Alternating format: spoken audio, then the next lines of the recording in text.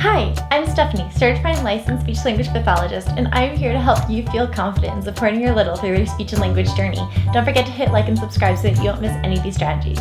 Let's talk about the word order that you use when you're working with your little on new words. The word order matters, and we're going to go over the couple reasons why. So the first reason we want to keep in mind is that our littles have very limited attention, and that is the biggest factor here, is that our littles have limited attention. So the word order we use matters because typically the last things we say are what remains in their head.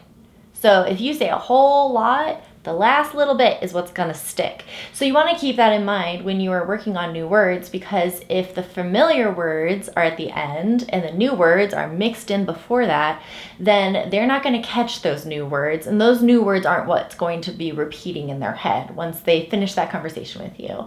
It really impacts that comprehension for them.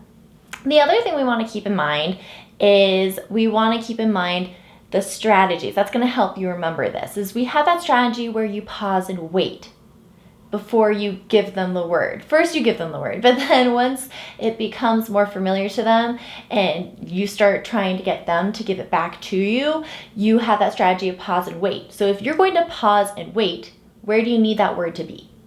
At the end. So those are the things we want to keep in mind when we're working on this. So for example, when we're working on nouns, we're often like, do you want your cup? This is your car. There goes the airplane. Okay, so that's how we use those person, place, things that we're using out there. So when we're gonna add adjectives, I feel like typically the reflex is to go, there goes the blue car, there's the white airplane, the big airplane. Do you see how that adjective, the descriptive word, is going before the object? And we don't want that. We want to put it at the end if it's a new word. It's okay if every now and then you say things like that, but if your focus is to teach a new word, you want it at the end. So instead of saying, this is a yellow cup, here's your yellow cup, you're going to say, here, this cup is yellow, okay? Hand me the cup that is purple. Okay, so we're gonna pause. Oh, the cup is yellow. There's water in this cup that's yellow.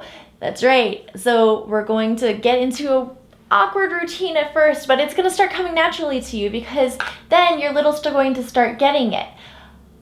Yellow, purple, you'll see it's gonna start coming, but putting it at the end is what matters. It's that attention piece. Their attention is at the last thing you say. We say a lot. So they'll get it. They'll get it. Try this trick. Let me know how it goes. I'll talk to you later.